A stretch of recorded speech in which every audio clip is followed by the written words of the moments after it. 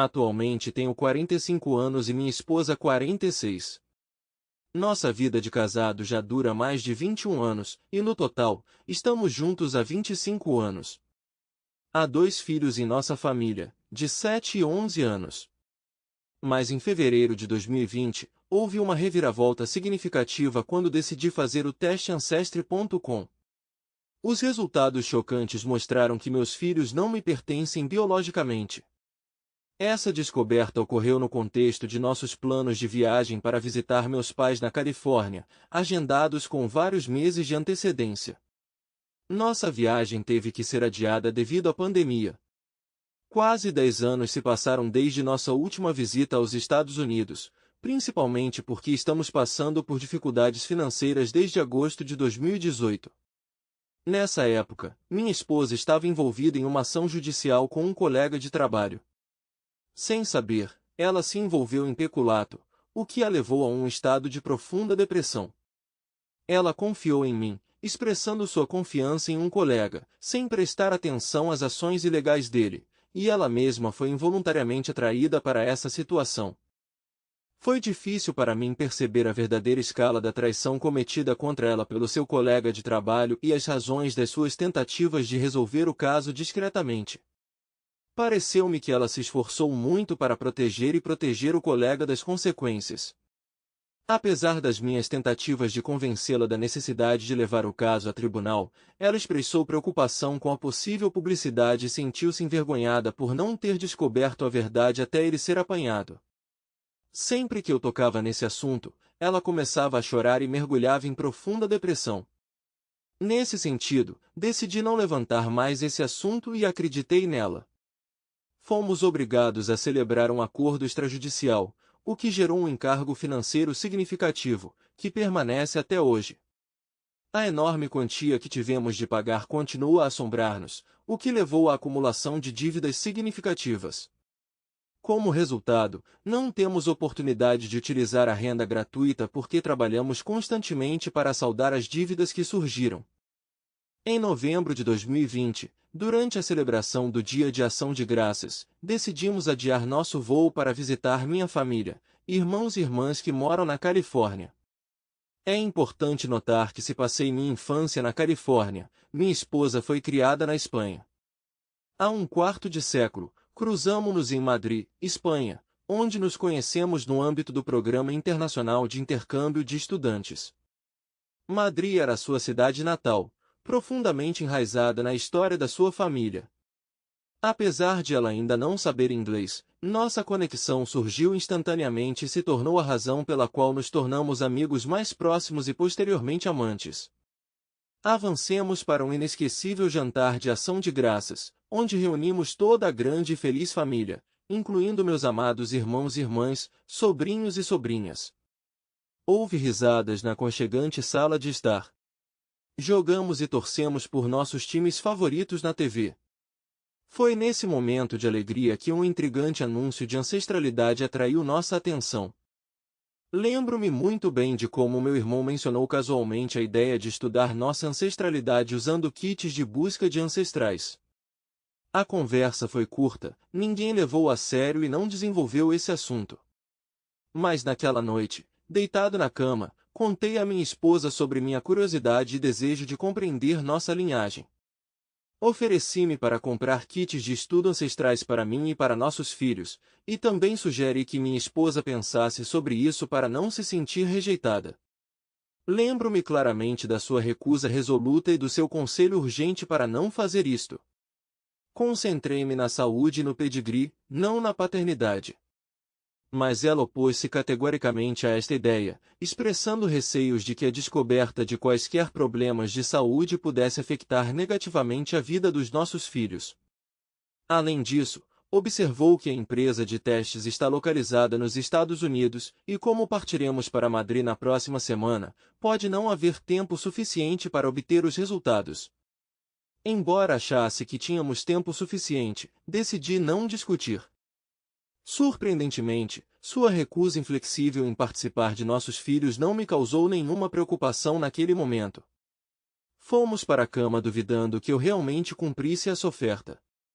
Mas no dia seguinte, Sem informar minha esposa, solicitei secretamente exames para as crianças e para mim mesmo. No final, eles foram entregues e coletamos as amostras necessárias durante as férias nos Estados Unidos. Infelizmente, a amostra da criança número 2 revelou-se um pouco incompleta, pois parecia confusa e preenchia apenas 3 tubos de ensaio. Todo o resto estava bem. O dia do acerto de contas chegou poucos dias depois do nosso regresso dos Estados Unidos, quando finalmente chegaram os resultados para a criança número 2.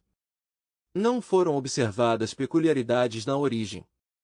Os resultados estão em linha com as expectativas. Resolvi estudar um pouco a aplicação.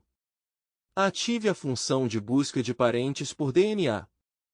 Dentro de alguns minutos, será compilada uma lista que mostrará que existem 1.500 correspondências.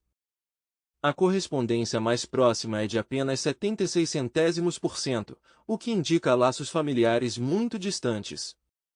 Nenhum dos nomes da lista é familiar, mas como os testes de ADN para fins recreativos não são comuns nesta área, isto não é motivo de preocupação.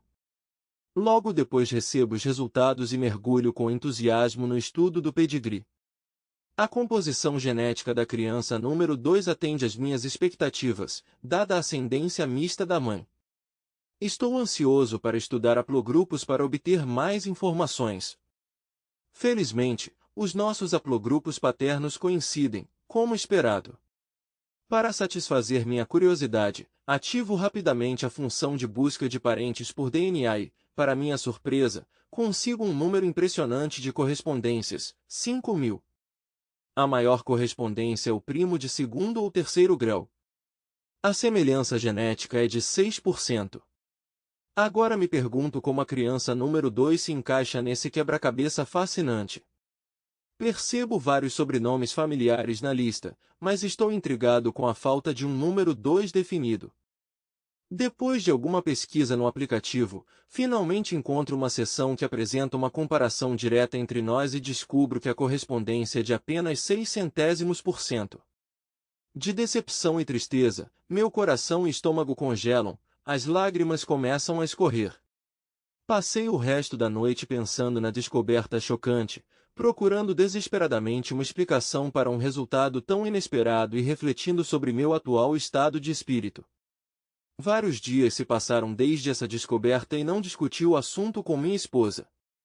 Eu estava ansioso pelos resultados do exame da criança número 1, para confirmar ou refutar esta revelação.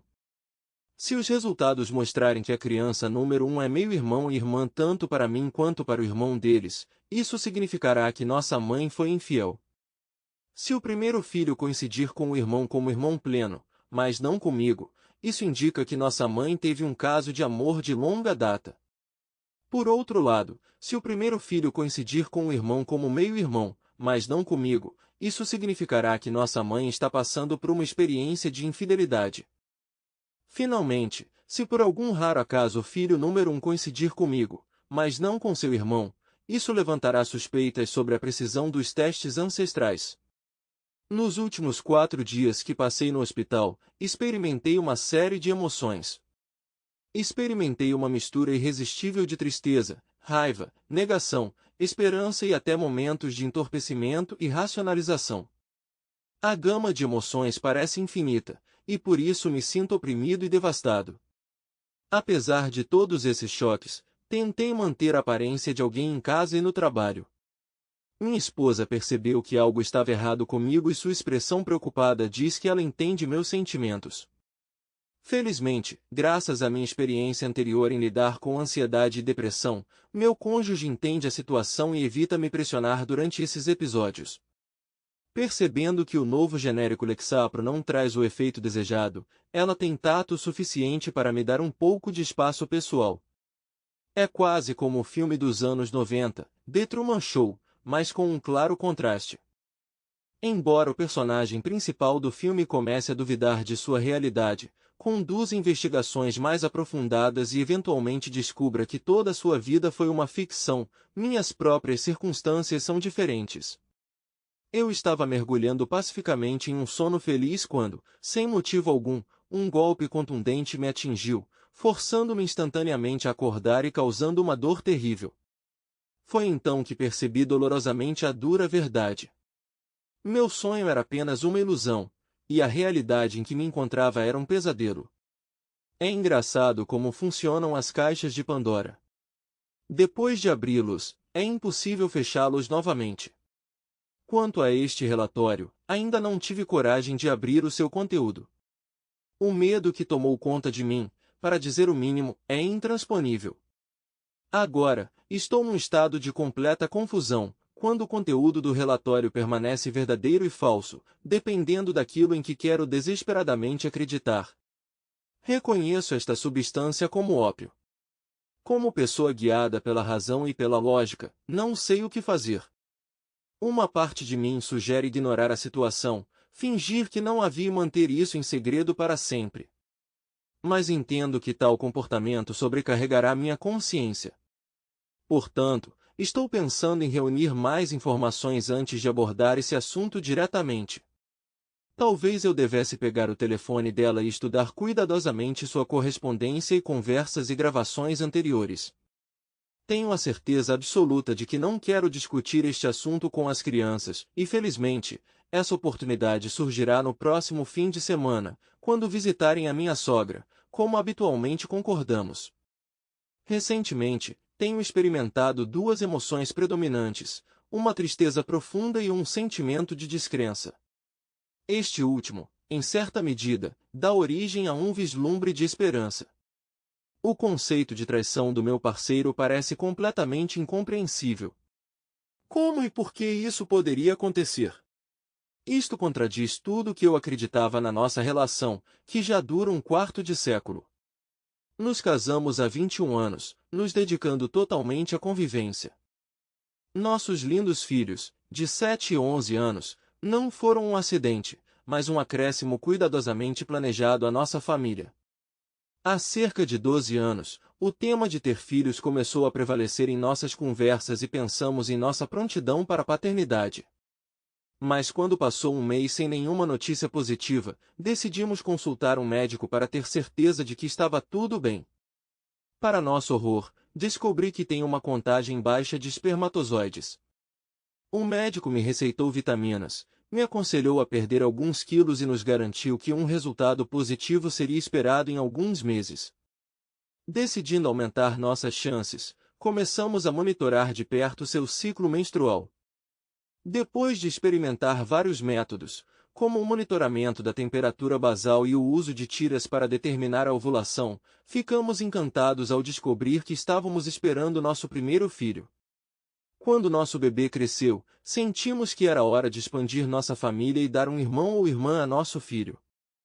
Seguindo o mesmo procedimento, rastreando a ovulação, utilizando tiras para determinar a ovulação e planejamento adequado, estávamos ansiosos por mais um teste positivo.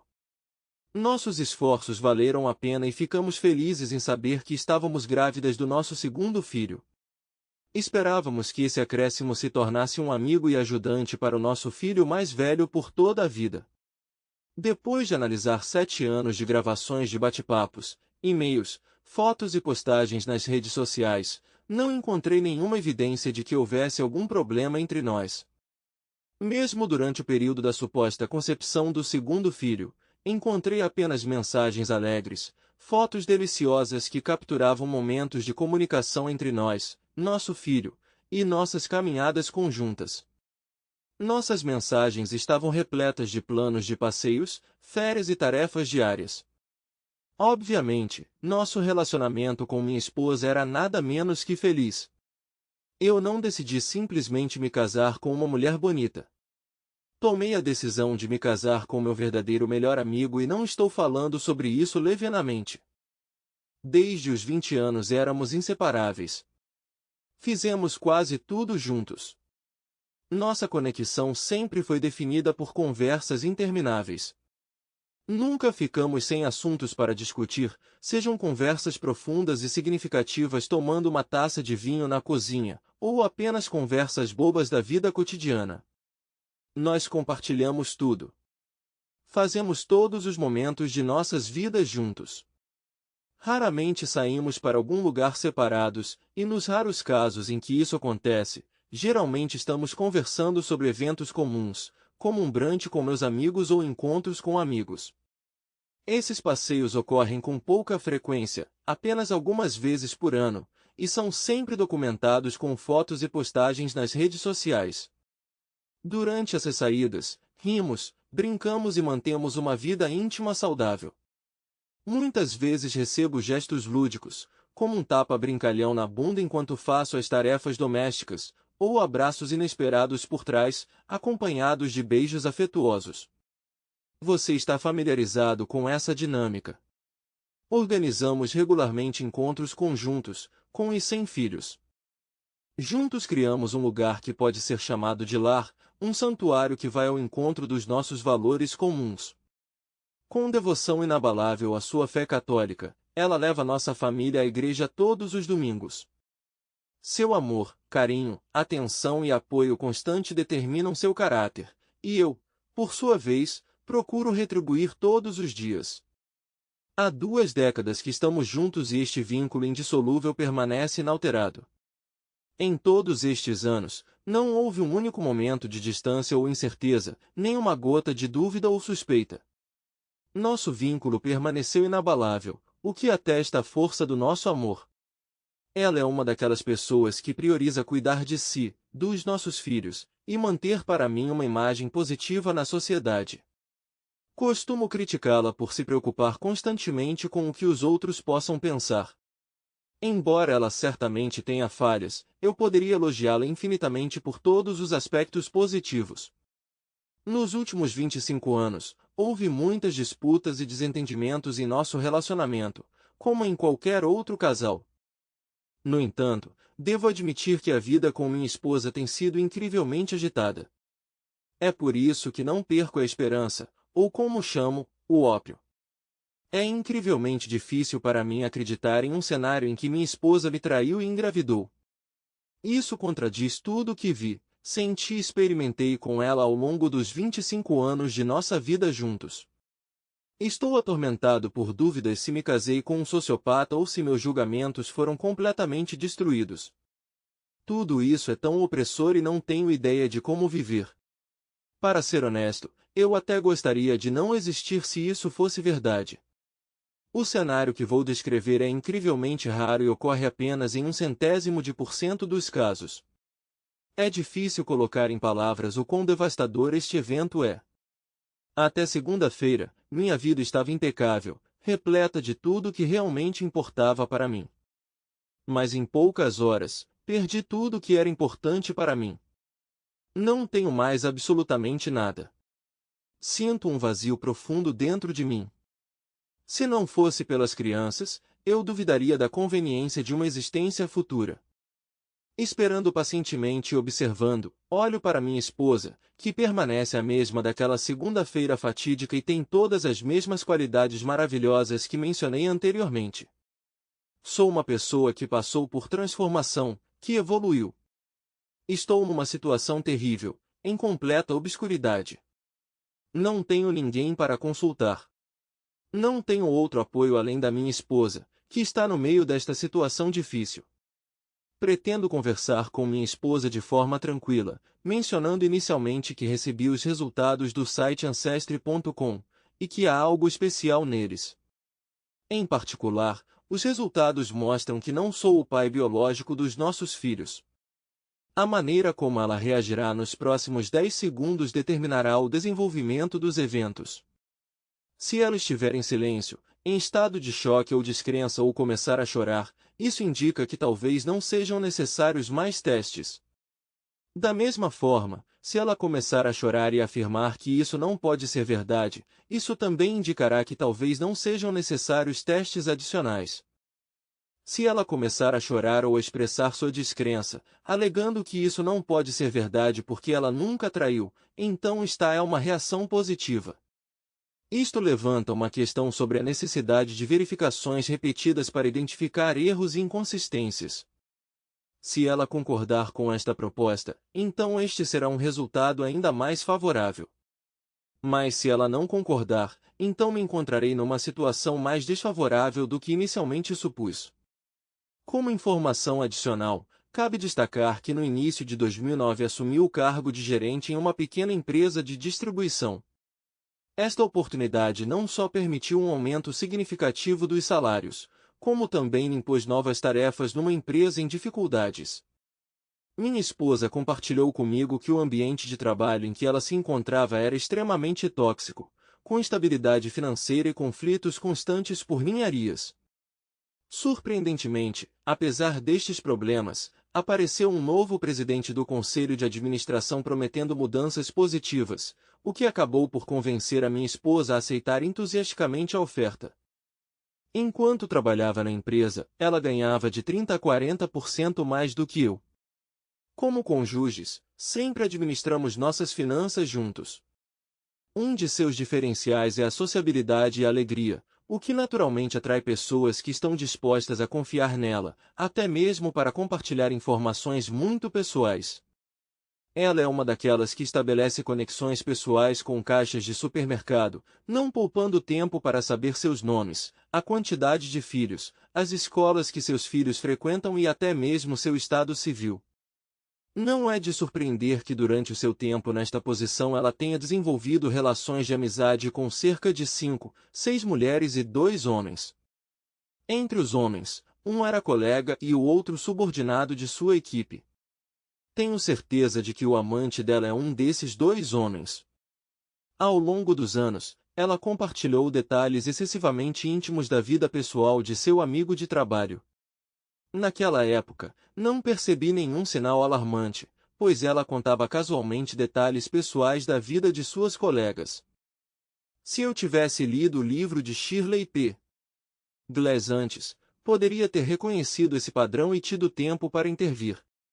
Agora é óbvio que ela sempre teve dificuldade em estabelecer limites. Seu comportamento nunca pareceu fixado em nenhuma pessoa em particular, não era intrusivo ou constante. Essas foram apenas observações esporádicas que ela fez ao longo dos anos. Eventualmente, em 2013, ela largou o emprego. Ela deixou a organização com uma sensação de profunda ferida e cicatriz, e não estava sozinha em suas experiências. Muitos dos seus colegas foram despedidos ou optaram por demitir-se. Durante este período turbulento, os chefes de muitos outros departamentos também foram despedidos ou deixaram a empresa. O estado da organização deteriorou-se a uma escala sem precedentes, e posso confirmar isso com base nos meus contactos anteriores durante o meu trabalho em consultoria. Em 2014, decidiu ir trabalhar na escola onde os nossos filhos estudavam, concordando com uma redução salarial significativa de 60%, mas encontrando conforto num ambiente de trabalho excepcional. Estou muito satisfeito em ver sua sincera satisfação e autorrealização em sua função atual. Parecia-lhe que desempenhava o papel de dona de casa, mas ao mesmo tempo recebia um salário por cuidar dos filhos à distância na escola. Esse acordo nos convinha muito bem, principalmente considerando que naquela época eu já ganhava significativamente mais, e com o tempo, minha renda continuou a crescer. Atualmente, cerca de 90% da nossa renda total é meu trabalho. Esta é uma dinâmica relativamente nova para nós porque durante a maior parte da nossa vida juntos, os nossos rendimentos foram aproximadamente iguais e eu normalmente ganhava cerca de 20% mais. Infelizmente, a conclusão sobre o segundo filho me trouxe mais notícias. As crianças são muito parecidas entre si, completamente alheias a mim. É chocante que minha esposa tenha tido um caso de longa data. A probabilidade de esta divulgação não corresponder à realidade é incrivelmente pequena, dados os muitos apelidos familiares mencionados no relatório. Me deparei com este relatório na noite de sexta-feira passada, ligeiramente embriagado. Minha esposa já estava dormindo, também sob efeito de álcool. As palavras não conseguem transmitir as emoções que me dominaram quando aprendi esta verdade. Não tendo outra escolha, recorri ao estudo do telefone dela. O único dispositivo que restou para a investigação. Várias horas se passaram enquanto eu mergulhava nas profundezas de seu mundo digital. Na manhã seguinte, Fui tomado por uma sensação incomum de calma, como se tivesse caído em estupor. Eu me senti como um zumbi, desconectado da realidade. Esse terrível distanciamento me fez pensar. Embora naquele momento eu estivesse pensando em conhecê-la cara a cara, no final abandonei essa ideia, percebendo que não era razoável, pois em poucas horas teríamos que buscar os filhos da sogra. Em vez disso, confiei em evidências concretas obtidas através do acesso remoto ao seu computador de trabalho. Nas últimas semanas, obtive acesso ao computador dela, o que me permitiu observar como sua conta do Google fazia login no Chrome. Verifiquei minuciosamente o laptop de nossa família e, eventualmente, no final da semana, verifiquei o telefone dela também. Durante a investigação, estudei escrupulosamente o histórico do navegador, a atividade no YouTube e as consultas de pesquisa do Google por cerca de 18 meses. Além disso, estudei uma quantidade semelhante de dados de histórico de localização do Google. Também examinei cuidadosamente seu e-mail de trabalho atual, bem como uma conta de e-mail pessoal recém-criada. Além disso, estudei cuidadosamente suas ações no Facebook e WhatsApp, registros de chamadas, mensagens SMS e até tive acesso a um antigo e-mail pessoal, cuja senha ela perdeu há muitos anos, mas manteve o acesso em seu telefone. Além disso, verifiquei sua lista de contatos e certifiquei-me de que nenhum aplicativo desconhecido ou suspeito estivesse instalado no telefone. Realizei várias consultas de pesquisa usando várias sequências de pesquisa, incluindo nomes e endereços de e-mail. As principais plataformas de comunicação utilizadas por ela são WhatsApp e FB Messenger. Mas apesar dos meus melhores esforços, não consegui encontrar nenhuma evidência ou sinal de um caso atual. Com base nas informações recebidas, pode-se presumir que ela não teve casos extraconjugais há pelo menos 2 anos, e possivelmente 3 ou 4 anos. Isto parece lógico, dado seu novo emprego e os subsequentes encerramentos devido à pandemia. Infelizmente, não tenho acesso à caixa de entrada de e-mail do local de trabalho anterior ou ao histórico do WhatsApp associado a ele. Sabe-se que ela utilizou seu e-mail de trabalho anterior para fins pessoais e profissionais. Infelizmente, nunca poderei restaurá-lo, porque está perdido para sempre. Quanto à história anterior do WhatsApp, há um recurso aqui. Não há absolutamente nenhum conteúdo relacionado ao seu trabalho anterior. Não há conversas com a secretária, nem amigos de trabalho, nem grupos relacionados ao trabalho. Como se este aspecto do seu passado nunca tivesse existido, apenas vestígios das suas ligações com antigos colegas foram removidos. Existem algumas evidências indiretas de que, se um relacionamento com outro homem terminou, é provável que o histórico do bate-papo tenha sido excluído, como tudo no WhatsApp. Dado que ela saiu do trabalho se sentindo esgotada, é possível que ela tenha apagado tudo na tentativa de se afastar da experiência negativa de trabalho. No entanto, essas são apenas minhas suposições. Claro, seria útil ter acesso ao histórico do chat. Atualmente, estou conduzindo pesquisas adicionais para descobrir se pode existir um backup antigo no iCloud. Pode haver uma chance de recuperar dados excluídos. Deparei-me com uma conversa no mensageiro do FB com um dos meus 2 potenciais suspeitos, nomeadamente um subordinado. A conversa começou alguns meses depois que ela deixou o emprego anterior.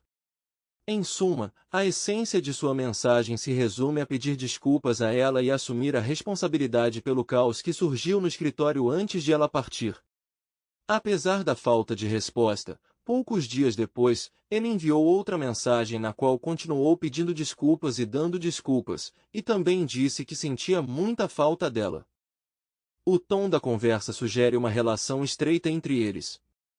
O grau de intimidade entre estas duas pessoas permanece incerto e pouco convincente. Ela admite que foram cometidos erros, ao mesmo tempo em que enfatiza que a culpa não é dele. Ela fala sobre seu passado, como foi abusada e traída por diversas pessoas, pedindo perdão e tentando se curar. Eles trocam palavras sobre a falta um do outro, e ele expressa sua alegria pela recuperação dela, elogiando ela e sua família. Alguns meses depois, ele envia uma mensagem pedindo desculpas por contatá-la na noite de domingo e falando sobre sua recente decisão de finalmente terminar com a esposa. Suspeitando que ela possa ser parente de outra pessoa e não querendo ficar no escuro, ele decide compartilhar screenshots das mensagens com sua esposa em estado de confusão e vazio. Ele se vira para minha esposa, expressando suas emoções e pedindo orientação sobre quais passos tomar. Minha esposa lhe dá conselhos com simpatia. Um ano depois, ele a parabeniza calorosamente pelo Dia das Mães, ao qual ela retribui. A última comunicação entre eles ocorreu há cerca de 18 meses, quando minha esposa lhe enviou uma imagem comum de oração, pela qual ele lhe expressou sua gratidão. Quanto ao nosso relacionamento, minha esposa ainda possui todas as qualidades de que falei originalmente. É óbvio para mim que estas revelações recentes não alteram as suas características existentes, mas apenas as complementam se fizerem algum sentido. Inclui tudo o que descrevi anteriormente, bem como um lado novo e repulsivo que é completamente estranho para mim. Isso perturba muito meu estado de espírito. Por um lado, temos uma relação forte e terna, mas por outro lado entendo que ela cometeu atos imperdoáveis comigo. Uma parte de mim aconselha não tomar decisões impulsivas neste momento. Ela aconselha você a ouvir a opinião dela e avaliar suas capacidades diariamente. É importante lembrar que há apenas algumas semanas eu estava experimentando pura felicidade. Mas há momentos em que de repente começo a ficar com raiva. Sou atormentado por pensamentos obsessivos e lembranças dos anos em que esta situação persistiu. É terrível perceber que ela estragou minhas lembranças mais agradáveis, me deixando vazio e me fazendo perder o único aspecto que definia minha vida. Como tais ações podem ser perdoadas? Como posso encontrar forças para me recuperar disso? No final de 2009, início de 2010, nosso estado de espírito era inquieto, repleto de constantes conflitos, desentendimentos, problemas financeiros, problemas familiares. Tudo parecia estar dando errado. No meio deste caos, lembro-me claramente de como ela pronunciou aquelas palavras terríveis. Eu te amo, mas não tenho certeza se ainda te amo. Apesar da dor, tomamos uma decisão consciente de salvar nosso relacionamento e pegamos a estrada para consertar o que foi destruído. Lentamente, mas com segurança, começamos a juntar as peças, determinados a colocar nossas vidas de volta nos trilhos. Não foi um caminho fácil, mas em meados do mesmo ano a situação começou a melhorar e as nossas relações voltaram a florescer. Em 2018, nosso relacionamento ficou muito mais complicado devido ao processo judicial e aos problemas de trabalho de minha esposa. Isto levou a dificuldades financeiras e causou-lhe depressão, que ela decidiu discutir com um terapeuta em vez de confiar em mim. Mas com o tempo, a situação melhorou gradativamente e em 2021 vivíamos o melhor ano do nosso relacionamento. Olhando para trás agora, percebo que naquela época ela provavelmente teve um caso emocional. Este caso provavelmente durou pelo menos 5 anos, e possivelmente até 7 anos. Essa conversa aconteceu durante uma de nossas longas conversas habituais na cozinha, há algumas semanas. Fiz uma pergunta a ela, querendo ter certeza do nosso amor. Foi algo assim. Você me ama? Perguntei. Com todo o meu coração. Se não fosse por nossos filhos, eu sacrificaria voluntariamente minha vida por você. Olhando nos meus olhos, ela respondeu. Desde quando você me ama? Ela riu da minha pergunta. Bem, desde que viajamos juntos há 25 anos. Isso me fez rir. Deixe-me reformular. Quando você percebeu que nosso amor é eterno, que você é o amor da minha vida e que estaremos sempre juntos? Em Memórias Vívidas, ela compartilha comigo uma história complexa sobre um momento específico de 2010. Foi uma época em que resolvemos diligentemente as dificuldades que surgiram anteriormente. Porém, como eu não sabia na época, ela talvez já tivesse um relacionamento íntimo com outro homem. Alguns meses depois, nasceu nosso primeiro filho. Me deparei com esse trecho valioso enquanto olhava minhas entradas no WhatsApp. Era um dia normal de semana, no meio da manhã, e ela fez uma pergunta instigante. Você já sentiu falta de amor da minha parte? Como se eu não prestasse atenção suficiente em você, não te abraçasse e beijasse quantas vezes quiser? Não expresso meu amor por você com a frequência que deveria. Ela falou. Estou confuso com sua declaração inesperada. Qual é a razão para isto?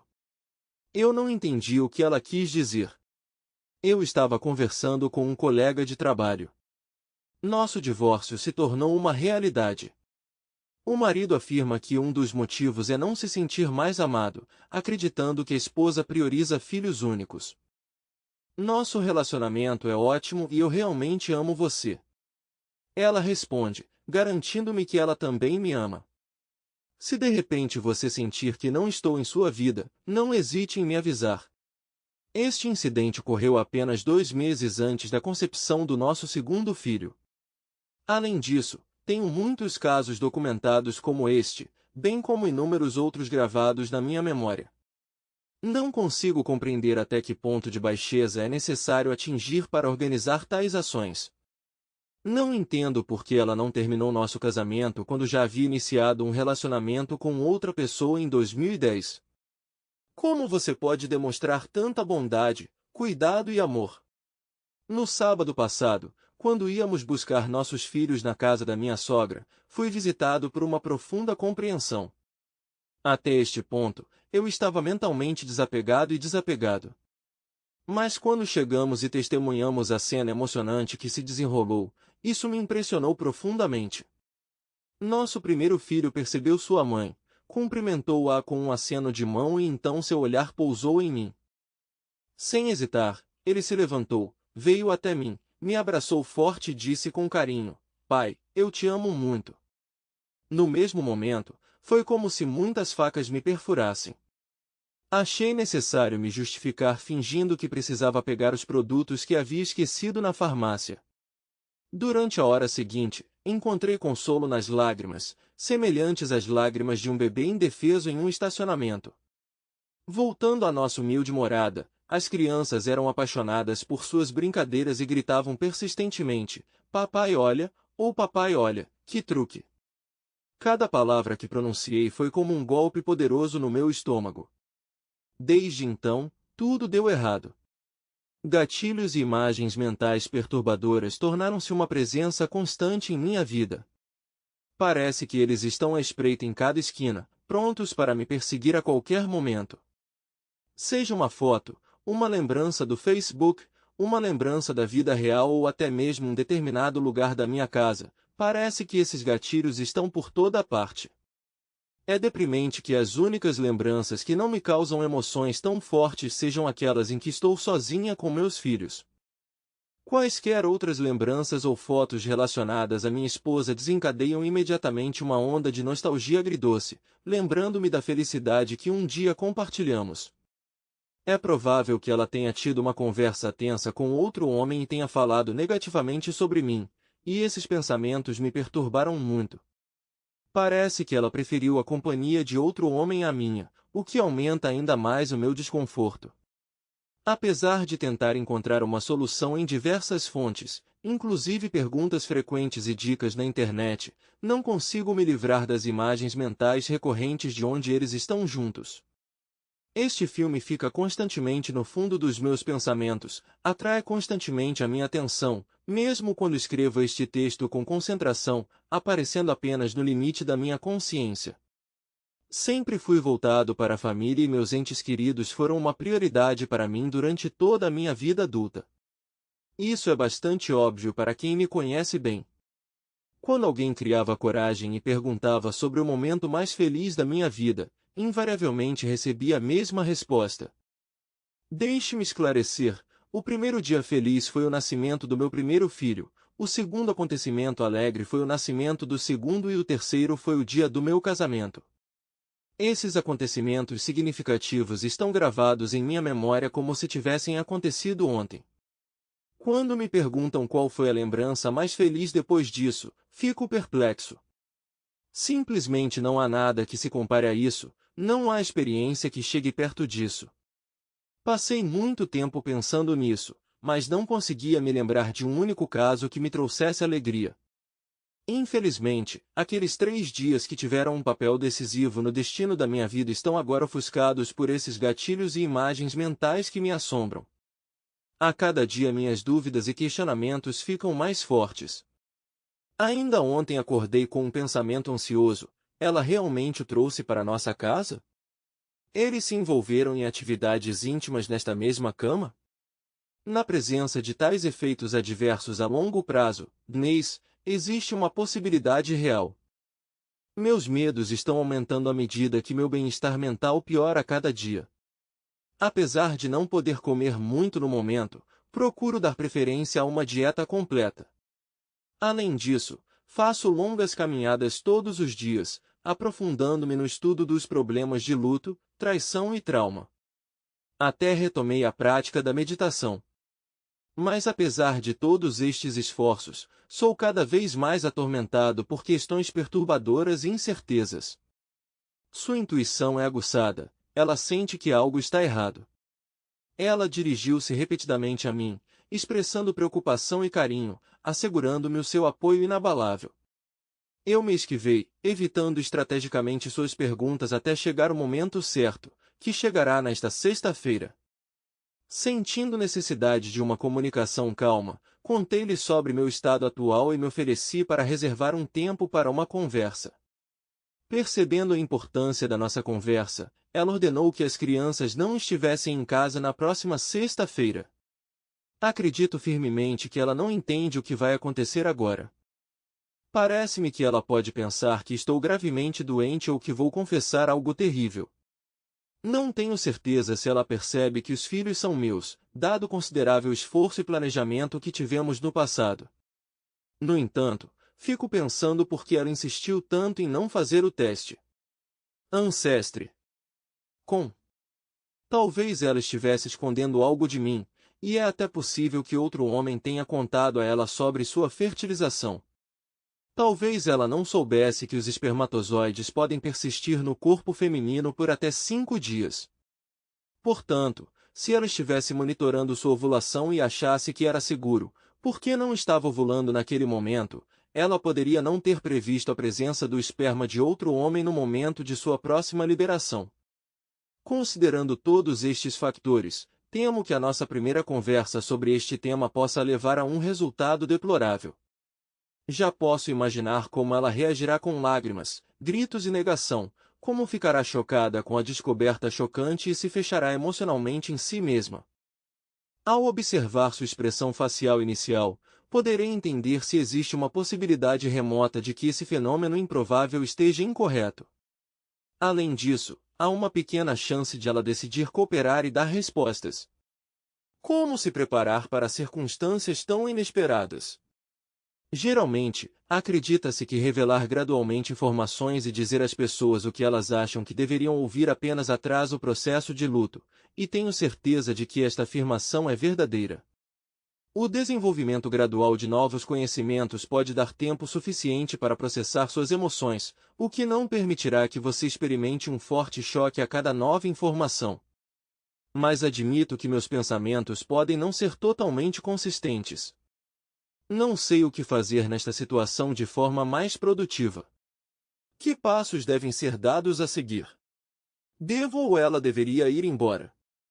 Como isso afetará nossa vida diária, responsabilidades e obrigações? Como faço para lidar com a situação? Que ações devo tomar depois de descobrir algo importante? Devo expressar minhas emoções para ela? Será útil ou prejudicial neste momento?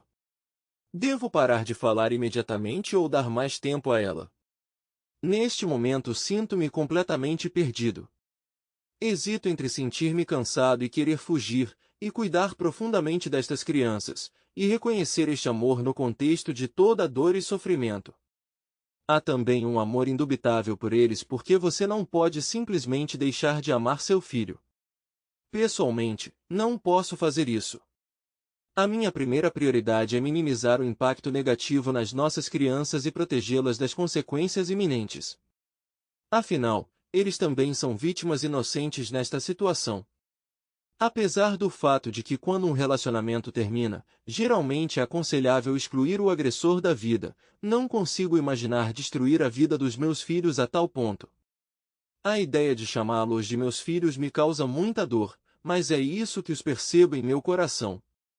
Mas não tenho vontade de viver em uma lixeira e superar distâncias de 2 horas todos os dias enquanto sigo o caminho do crescimento pessoal e determino minhas próximas ações. Passar meses de luto num ambiente indesejável e mentalmente pouco saudável não me parece uma opção atraente. Além disso, do ponto de vista jurídico, as possibilidades de proteção são limitadas. Nesta área, aceita-se que a mulher receba casa, guarda integral dos filhos e pensão alimentícia no valor de pelo menos 15% da renda do homem por filho. Além disso, deve-se notar que o adultério não é reconhecido como motivo válido para o divórcio. Independentemente da situação, a casa realmente não importa para mim. Percebo isso antes de tudo no interesse das crianças. Do ponto de vista financeiro, embora nos sintamos bastante confortáveis quando estamos juntos, a vida independente nesta cidade muito cara, onde depois de pagar pensão alimentícia e dívidas, tenho apenas cerca de 30% da minha renda, vai levar ao fato de que vou viver em condições precárias durante vários anos até poder melhorar a minha situação. Mas as consequências a longo prazo e as consequências da manutenção de tal situação tornam a decisão de permanecer extremamente difícil. Sinto-me completamente perdido nesta situação. Surpreendentemente, o teste mostrou que nenhum dos filhos é meu filho biológico. De acordo com os resultados dos exames, confirma-se que os filhos são irmãos e irmãs biológicos, tendo o mesmo pai e mãe. Embora haja uma pequena chance de que uma de suas amostras possa ser imprecisa, a probabilidade de que eles ainda correspondam completamente no DNA como irmãos completos é extremamente pequena. Eu pessoalmente coletei, sistematizei e enviei todas as 3 amostras para análise. Como resultado da análise, foram encontrados muitos parentes identificáveis com DNA, incluindo pessoas com os mesmos sobrenomes que eu, meus pais, avós e até bisavós e bisavos. Os resultados obtidos não confirmam nenhuma destas afirmações, o que indica uma probabilidade extremamente baixa de manipulação incorreta da minha amostra. Embora reconheça que os testes de ADN diretos ao consumidor podem não ter o grau de precisão desejado e certamente não podem substituir um teste de paternidade completo, acredito firmemente que há grandes probabilidades de obter um resultado diferente após repetidos testes legítimos. Continuo receptivo e otimista.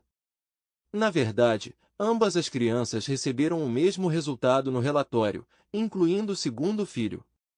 Não é razoável perguntar a ela se há algum motivo pelo qual você não deveria se preocupar em enviar os resultados finais? Ela não deveria estar pronta para resolver esse problema? O principal é ouvir e analisar ativamente. Encontre tempo para ouvir com atenção e compreender. Nessa situação, é fácil me sobrecarregar e querer expressar tudo o que penso e sinto. No entanto, é importante exercer moderação e focar em realmente compreender o significado do que foi dito. Ative o pensamento crítico e faça perguntas detalhadas relacionadas às palavras dela. Se ela tiver sentimentos fortes durante uma conversa com a esposa, é muito importante desenvolver um plano para lhe fornecer o apoio necessário, tanto a curto como a longo prazo. Você pode entrar em contato com a família dela, melhor amigo, terapeuta, pastor ou qualquer outra pessoa de confiança que possa oferecer ajuda. É importante considerar vários fatores. A duração do nosso casamento de 20 anos, a possibilidade de termos casos no passado e o potencial impacto emocional que esta revelação pode ter sobre ela. Há casos em que esposas que foram infiéis em um casamento de longa data passaram por um forte choque emocional, chegando à automutilação após situações como a nossa. Eu estava pensando sobre essa questão ontem à noite.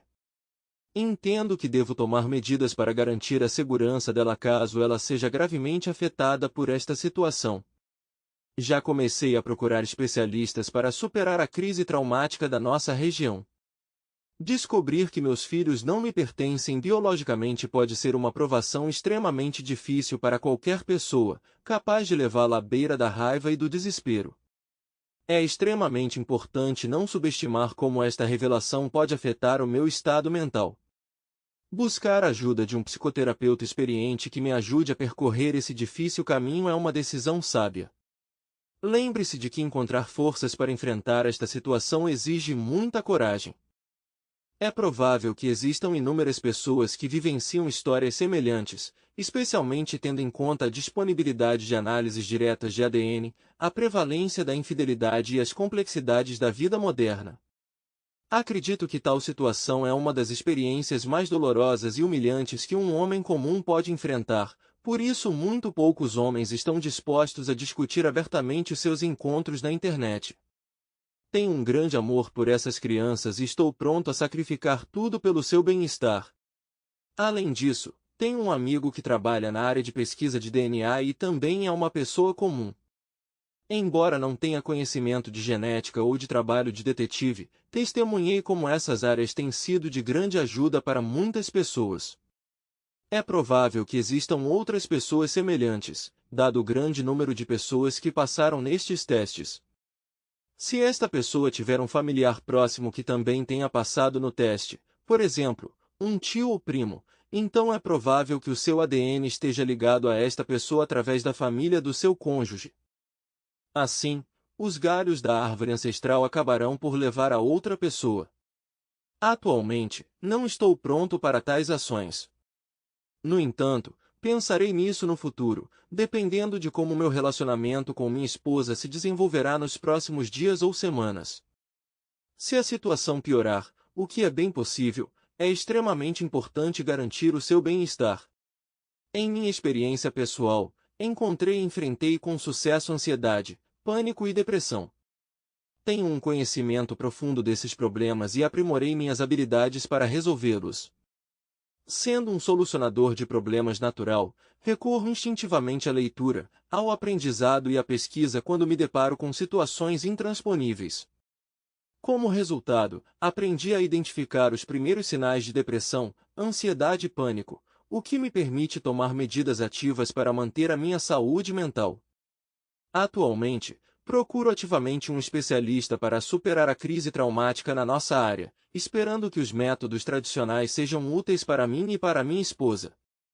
Quanto a ter parentes e amigos que me apoiam, infelizmente não tenho parentes com quem pudesse contar nessas situações. Além disso, meu amigo mais próximo mora a 3.000 quilômetros de distância de mim e sempre foi cético em relação às mulheres, por isso não tenho certeza se seu conselho será útil. Como ele nunca foi casado e não teve filhos, seu ponto de vista pode não coincidir com as minhas circunstâncias. Considerando todos esses fatores, pensei em pedir férias curtas no trabalho e fazer uma viagem independente.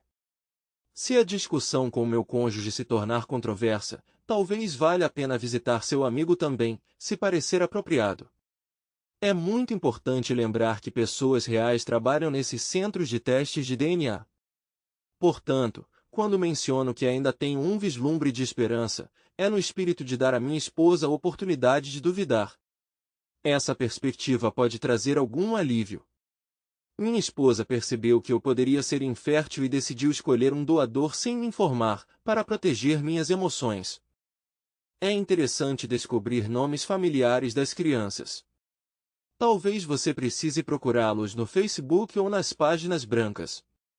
Isso permitirá que você tenha perguntas prontas caso sua esposa decida reter informações.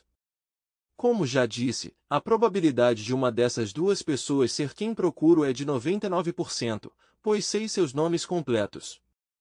Durante a investigação, consegui encontrar um deles no Facebook e até descobrir o número do telefone. No entanto, a segunda pessoa permanece evasiva, pois não consegui detectar nenhum vestígio digital dela. Porém, encontrei uma foto de grupo com sua participação no arquivo Pix. Vale ressaltar que a ação mais eficaz para o bem-estar dos filhos será a divulgação da situação de infidelidade extraconjugal. Isso significa que outra pessoa pode potencialmente reivindicar a custódia dos filhos. Apesar de minha certidão de nascimento registrar meu nome como pai biológico, que ações ele pode tomar em relação à minha família? Esse aspecto me assusta mais. Tenho certeza de que ela acredita firmemente que os filhos são meus, o que me deixa com controle limitado sobre suas escolhas e sobre as pessoas com quem ela entrará em contato quando a verdade for revelada. De minha parte, nunca direi à minha família que sei que não sou o pai biológico. O dano potencial para as crianças supera em muito quaisquer benefícios potenciais.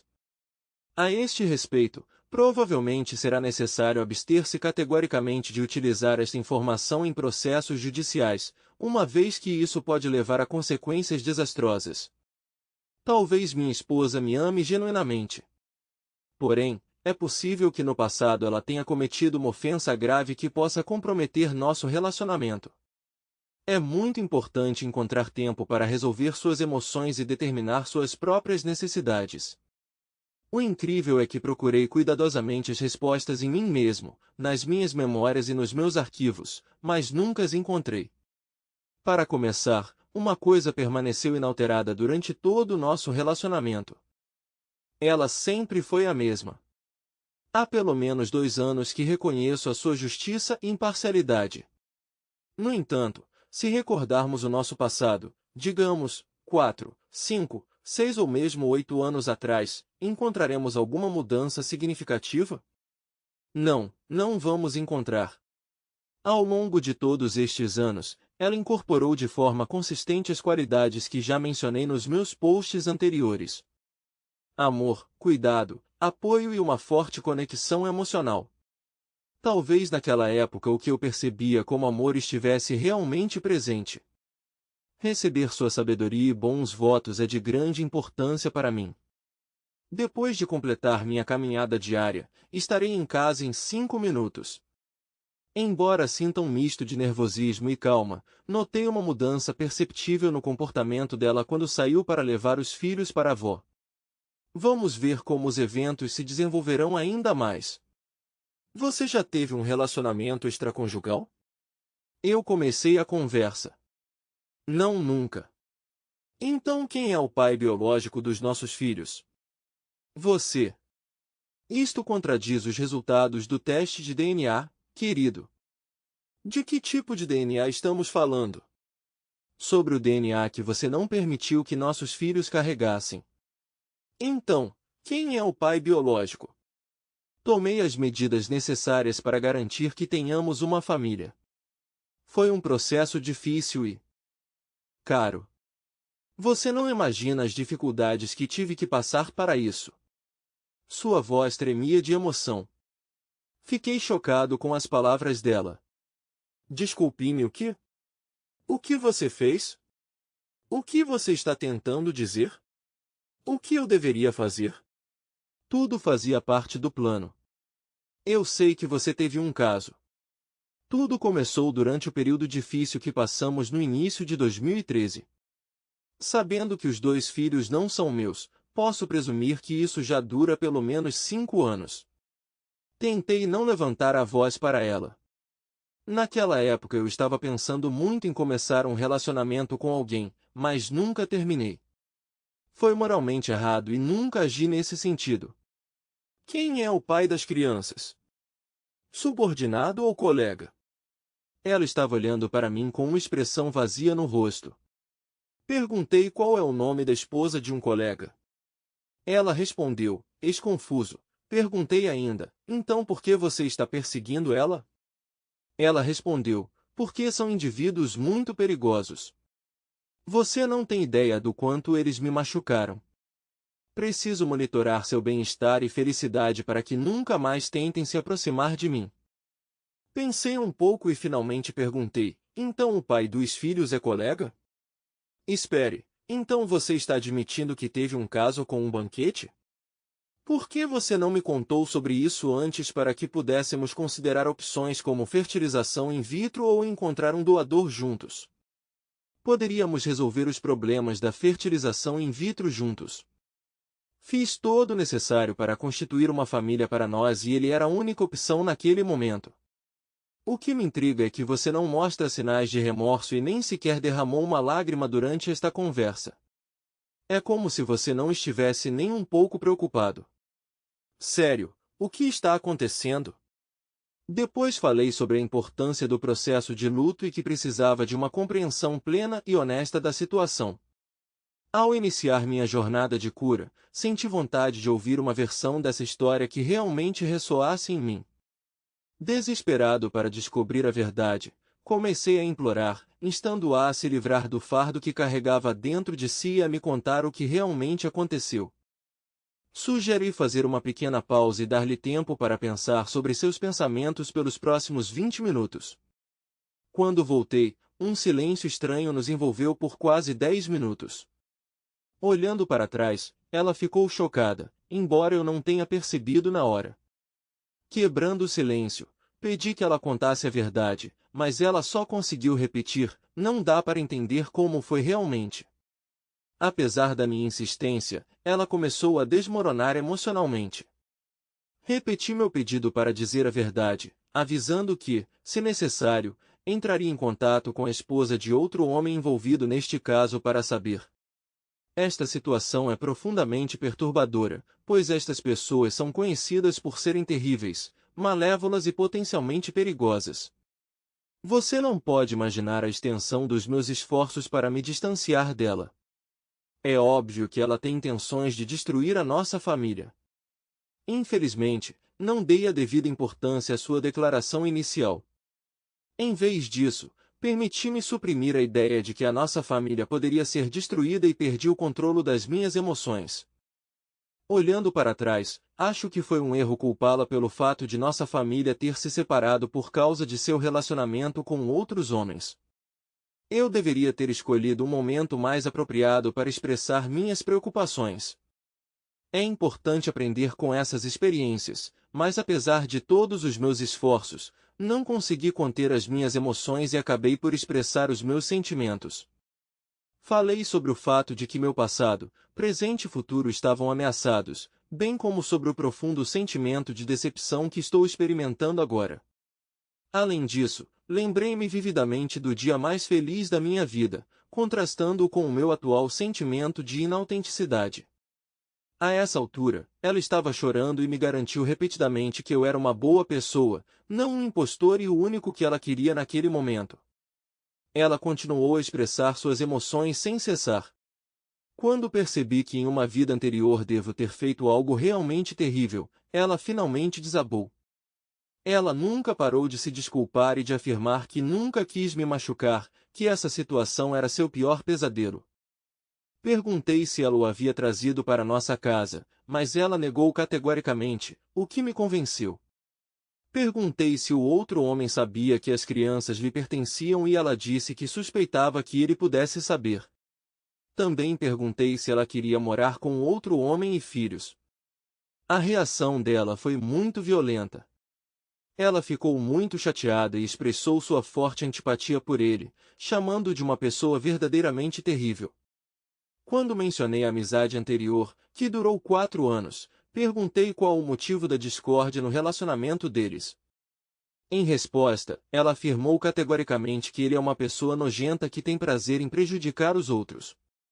Demorou muito para ela perceber essa triste verdade, mas continuou a se concentrar na beleza e na perfeição de nossos filhos, enfatizando o significado de suas ações. Mas lembrei-lhe persistentemente que a conversa não é sobre nossos filhos. Tentando confortá-la, convenci-a do meu carinho pelos filhos e do meu desejo de continuar a fazer parte da vida deles. Ao formular deliberadamente desta forma, esperava aliviar a tensão e encorajar um diálogo aberto.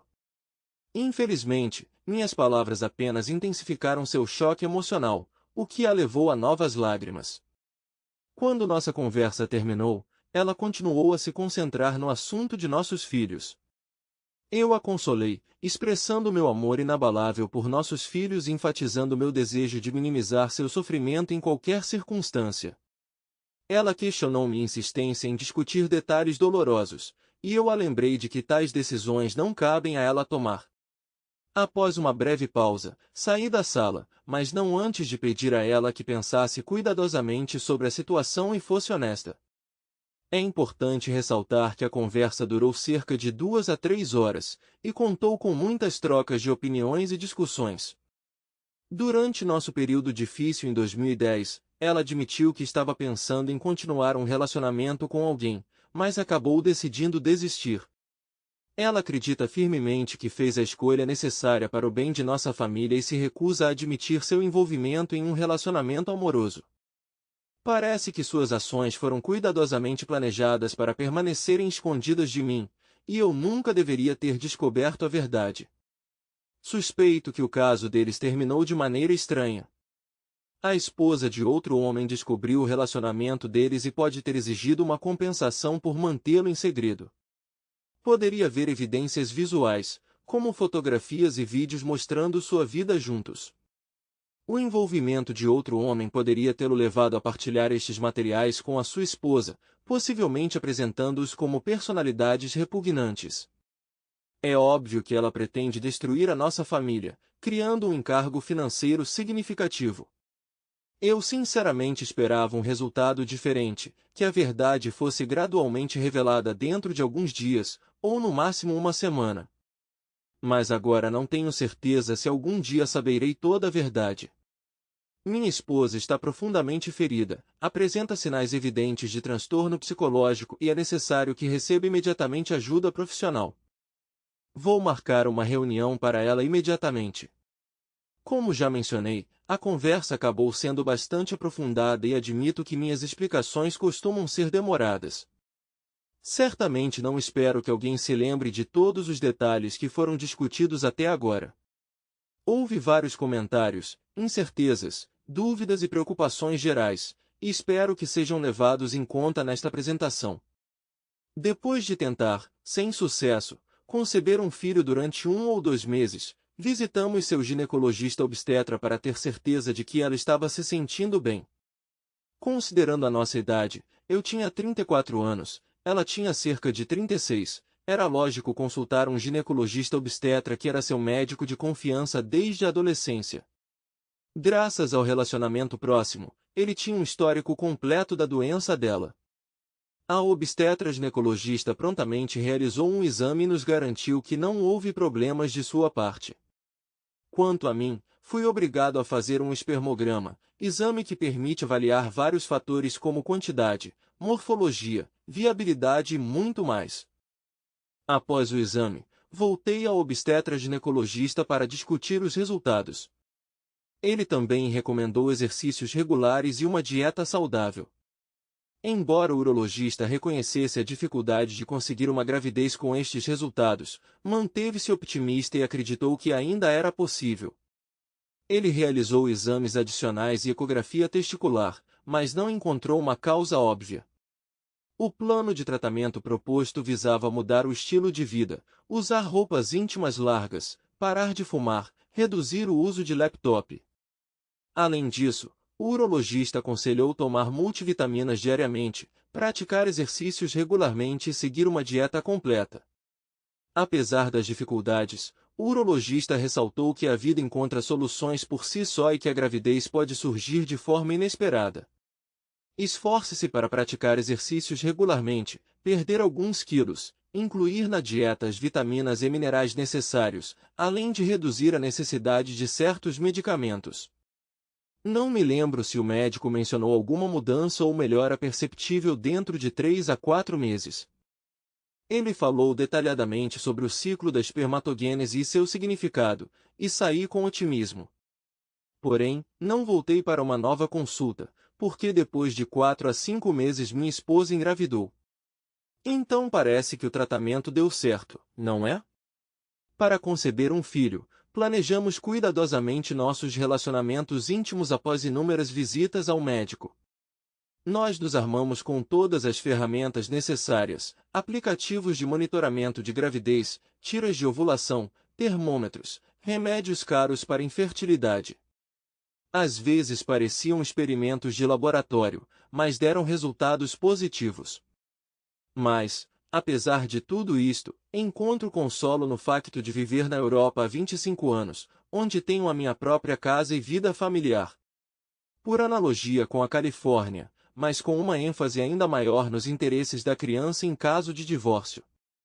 Considera-se que as crianças nascidas do casamento têm direitos inalienáveis e os pais biológicos, tanto quanto sei, não podem ter quaisquer direitos legais.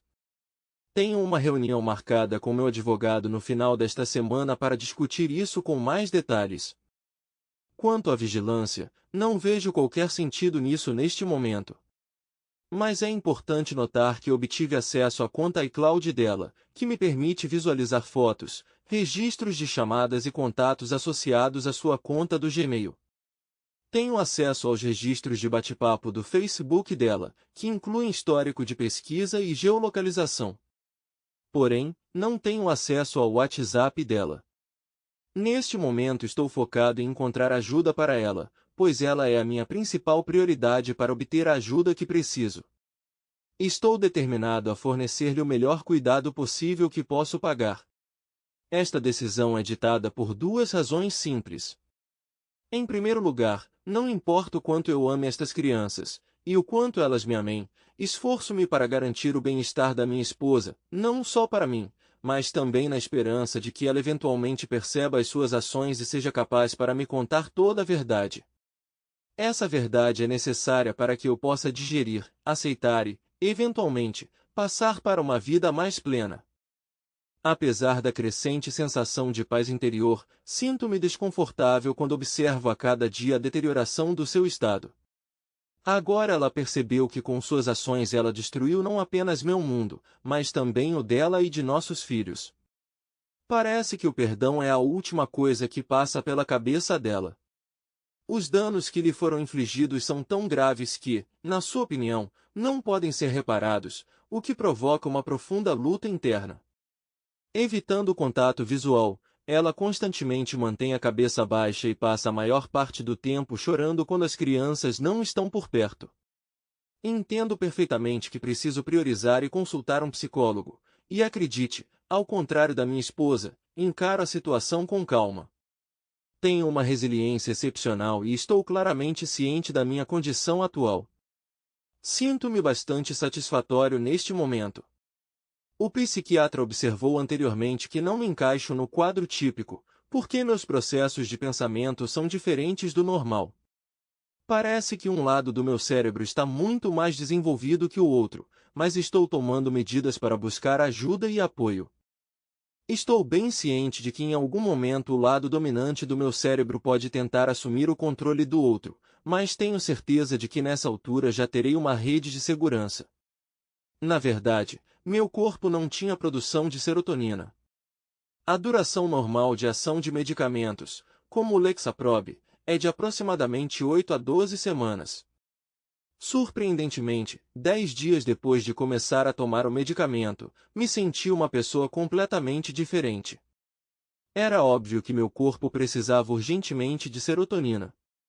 No entanto, devo admitir que ainda tenho alguns sentimentos latentes de raiva, embora num grau relativamente fraco.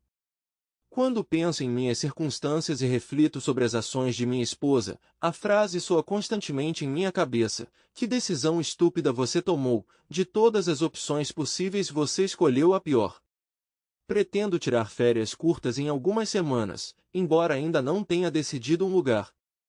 Sempre encontrei paz à beira-mar, então esta opção parece a mais provável. Há alguns anos passamos por um período difícil em que embarquei em uma jornada de autodescoberta. Posso dizer com segurança que o período difícil começou nessa época. Em janeiro de 2010, a situação atingiu um ponto insuportável. As conversas foram repletas de palavras pesadas e desagradáveis, mas nenhuma ação foi tomada. Mas no final de abril de 2013, a fase difícil começou a ser resolvida, e no final de maio, houve uma mudança completa para embora minha mulher pareça ter esquecido os detalhes do nosso conflito, lembro-me claramente que estava longe de ser do trivial. Percebo que diante de divergências tão significativas não deixo de me sentir ofendido. Antes do início de um período difícil, especialmente depois de maio de 2013, minha esposa dava constantemente sinais de amor, carinho, apoio e mantinha uma ligação constante comigo. Muitas vezes passávamos algum tempo juntos, gostávamos da companhia um do outro, tínhamos conversas profundas. Em geral, nosso relacionamento parecia perfeito. Mas tudo mudou quando a verdade foi revelada. Seguindo em frente, estou plenamente consciente das minhas circunstâncias atuais e das consequências das suas ações. Entendo qual termo é usado para descrever pessoas que se encontram na minha posição. Quando se trata de responsabilidade moral e legal para com as crianças, esta questão não tem significado para mim. Estas crianças são também vítimas inocentes, e apesar de servirem como uma lembrança constante de acontecimentos passados, são-me profundamente queridas. Eles trazem muita alegria à minha vida, criando alguns dos momentos mais felizes que já experimentei.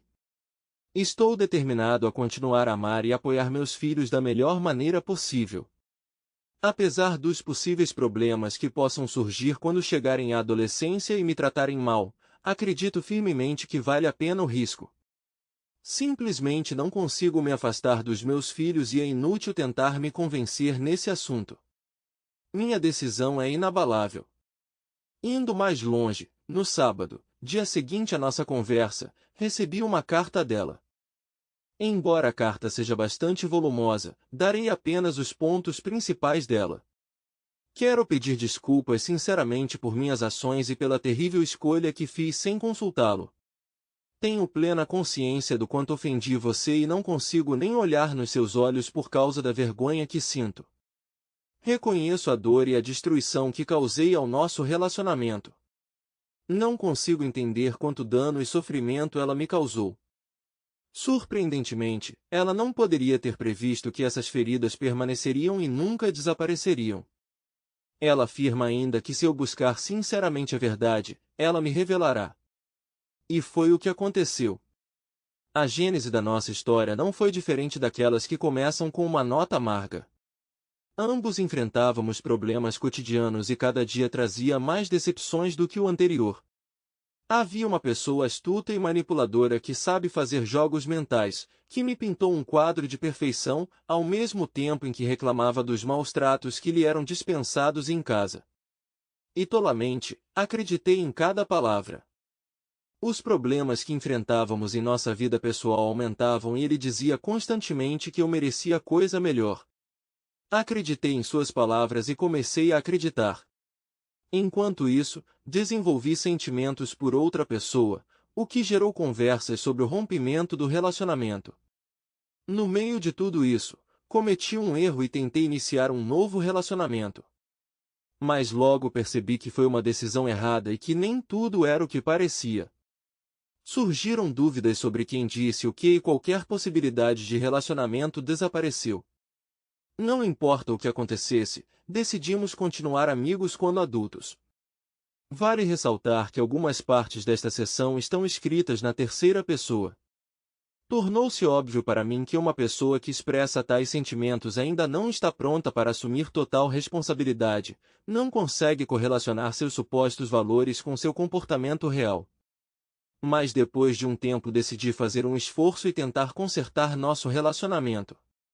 Você se perguntou sobre a mudança repentina em minha abordagem e perguntou por que eu estava fazendo esforços extras. Isso aconteceu não apenas porque você foi uma escolha conveniente, como afirma, mas porque percebi que te amo e anseio pela conexão que já tivemos. Tenho que admitir que a maior parte da culpa é minha, mas é importante que você perceba que nem sempre foi tão gentil quanto gostaria de parecer. Você percebe como você me fez sentir. Apesar de você constantemente me criticar e me humilhar, eu ainda te amava. Admito que posso ser difícil quando estou infeliz com alguma coisa e sei exatamente quais botões apertar para fazer alguém se sentir péssimo. Não era minha intenção usar essa habilidade, mas aconteceu sem querer. Então você disse e fez algumas coisas que me fizeram perceber que não quero ficar com mais ninguém além de você pelo resto dos meus dias. Naquele momento, percebi que você me ama de verdade, apesar de todas as dificuldades que enfrentamos.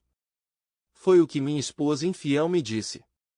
Ela falou sobre ações específicas que levaram a uma virada completa em nosso relacionamento, encerrando para sempre uma fase difícil. Lembro-me claramente deste momento e isso me trouxe grande alegria espiritual. Sim, o homem e eu continuamos a manter relações amistosas. Ele sabia das mudanças positivas em nosso relacionamento e revelou-se uma pessoa compassiva que entende que preciso de outra conexão. Porém, o relacionamento mais significativo que tive no trabalho foi com um colega, subordinado de Dash. Ele me apoiou em momentos difíceis para você e para mim. Quando finalmente decidi terminar meu relacionamento com esse outro homem, percebi que era ele quem vinha tentando me fazer ver a verdade sobre ele todo esse tempo. Ele ficava me lembrando que não era a pessoa que eu pensava que era. Ao longo de nossa comunicação, ele me ofereceu ideias e sugestões para melhorar minha vida e meu trabalho. Devo admitir que essas sugestões aumentaram minha autoestima e me permitiram me sentir especial. Mas eu me pergunto quem exatamente é responsável por essas ideias e pelo impacto delas sobre mim. Talvez seja outro homem? Nossos problemas ressurgiram entre nós. É como uma rotina previsível que eventualmente nos desgasta. Naquela época, eu não era emocionalmente maduro o suficiente para permanecer indiferente, e você não tinha consciência para entender quando se afastar, e como resultado nosso relacionamento antes feliz desapareceu. Não consigo me lembrar desses eventos específicos. Talvez tenha sido uma forma de manipulação. Esse período ocorreu logo após mudanças significativas em nossa dinâmica e antes de pensarmos em constituir família. Eu me pergunto se um romance emocional e possivelmente físico foi retomado neste momento. É extremamente importante para mim saber mais sobre isso. Depois disso, nossa conversa voltou-se para a ideia de constituir família, o que trouxe muitas dificuldades.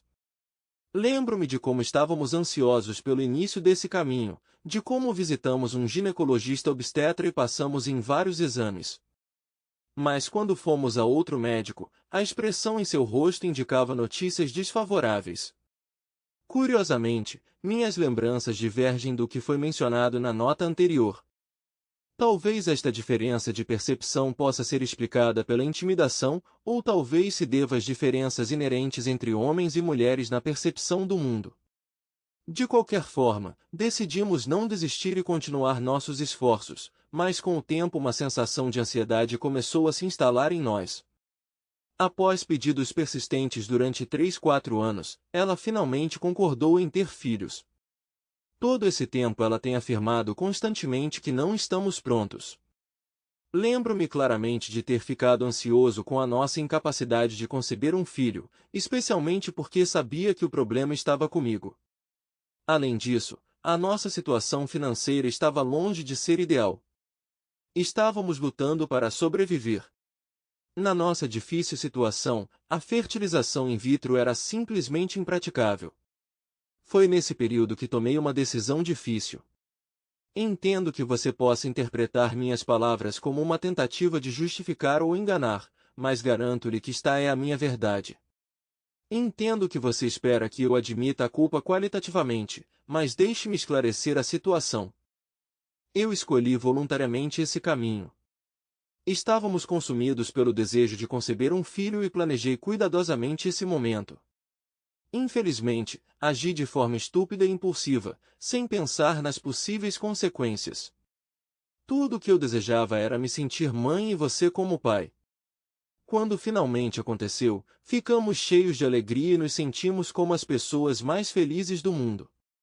Nosso mundo parecia inteiro e completo. O lugar central nas nossas discussões familiares foi ocupado pelo tema da gravidez, com especial atenção aos constantes pesadelos da minha esposa. Ela estava atormentada por perguntas. E se eu descobrir a verdade sobre as ações dela? E se nosso bebê nascer e ela não se sentir ligada a ele? Nessa turbulência, ela lutou contra o remorso e tentou perdoar-se pelas ações passadas.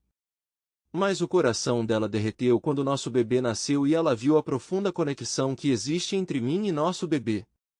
Além disso, ela resolveu habilmente algumas das questões levantadas por mim durante o nosso conflito, e fiquei convencido de sua sinceridade e compreensão. Você mencionou constantemente que estamos envelhecendo e que nosso primeiro filho não tem comunicação com os colegas. Você estava preocupado porque, quando ele atingisse a nossa idade, as pessoas que ele conhecia como família não estariam mais vivas. No fundo, Você sabia que eu não queria ter outro filho. Eu estava satisfeito com nossa família do jeito que estava. Mas você persistiu e isso me deixou desconfortável. Eu estava preocupado com o que aconteceria se você começasse a fazer perguntas sobre por que não podíamos conceber um filho. Tive medo de que você pedisse exames médicos adicionais ou começasse a duvidar de nossa decisão.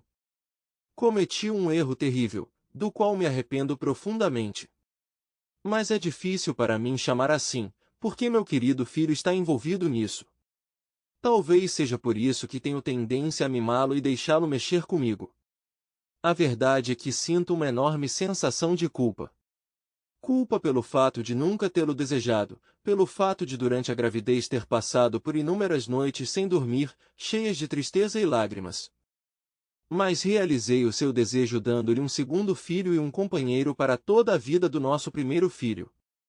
Mesmo sabendo que o outro homem não era uma boa pessoa, decidi não complicar a situação atraindo outra pessoa. Ao saber da gravidez da esposa de outro homem, ela entrou em pânico, o que complicou ainda mais a situação. Esta mulher, sabendo das repetidas infidelidades do marido, tinha certeza de que ele estava tendo outro caso. De alguma forma, a esposa desse outro homem encontrou o perfil da minha esposa no Facebook, onde viu uma foto do nosso bebê, e notou uma semelhança impressionante. Dominada pela raiva e pela suspeita, ela conheceu minha esposa em seu local de trabalho. Apesar da negação por parte de sua esposa, a situação agravou-se rapidamente.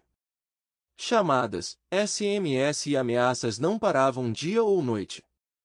A história começa com a recente nomeação de um novo presidente para o conselho de administração da empresa, que também supervisiona o recém-criado grupo de auditoria. Com o tempo, descobriu-se que os dois fornecedores recomendados não eram uma oferta aleatória de outra pessoa. Surpreendentemente, verifica-se que o novo presidente é, na verdade, proprietário parcial destes fornecedores. Uma investigação mais aprofundada revela casos de fraude, incluindo peculato, cometidos por estas empresas. Surpreendentemente, verifica-se que o subordinado que autorizou a celebração de contratos e a alteração de processos tecnológicos sabia dessas ações ilegais. Minha esposa admite que finalmente entendeu os motivos ocultos da presença constante do comportamento aparentemente amigável de outra pessoa. Fica claro que ele a explorou não apenas para encontros íntimos. Durante este período, Vaivar encontrou consolo e apoio em seu único confidente subordinado, que estava bem ciente de suas ações. Como resultado, outra pessoa foi ameaçada de demissão e julgamento. Confirmei a autenticidade desses eventos através do meu amigo, e realmente é. Como resultado do escândalo que eclodiu no escritório da OBS, a recém-nomeada presidente começou a acusar Vaivar de consciência e envolvimento em atividades fraudulentas, alimentando rumores em torno dela e da referida pessoa. Vaivar até recebeu ameaças de levá-la a julgamento. As ligações persistentes de outro homem não pararam, e Vaivar o incentivou a desistir do processo, lembrando-a de sua história juntos. Sentindo-se constantemente ameaçada, ela procurava uma saída para esta situação turbulenta. Vaivar descobriu como sair desse caos oferecendo-se para devolver a quantia roubada a outro homem. Para fazer isso, ela tomou a difícil decisão de recusar o pagamento de indenizações, contraiu um empréstimo significativo, pediu ajuda financeira à mãe e, finalmente, conseguiu escapar dessa situação. O fragmento final permite compreender suas intenções iniciais. Torna-se óbvio que estes indivíduos são maliciosos e representam uma ameaça para a nossa família. Suas ações levaram a perdas financeiras significativas e me causaram grande sofrimento. Lembro-me claramente de como ela saiu desse trabalho em estado de depressão, como já mencionei acima. Também confirmo seu desejo de eliminar quaisquer vestígios deste lugar da nossa história. Concluindo, ela ressalta que é necessário acompanhar de perto suas atividades. Quero que eles tenham um relacionamento saudável e significativo, porque são o tipo de pessoa que virá prontamente à nossa casa se precisar de ajuda financeira ou apenas quiser passar um tempo conosco. A segunda parte da carta é dedicada a expressar desculpas de diversas formas, reconhecendo sentimentos de vergonha, reconhecendo a necessidade de ajuda profissional e, acima de tudo, discutindo o bem-estar das crianças. Ela pede repetidamente para não excluir as crianças da sua vida, instando-a a continuar a apoiá-las sem assistência financeira. Ressaltando que é importante para mim continuar recebendo-os em minha casa.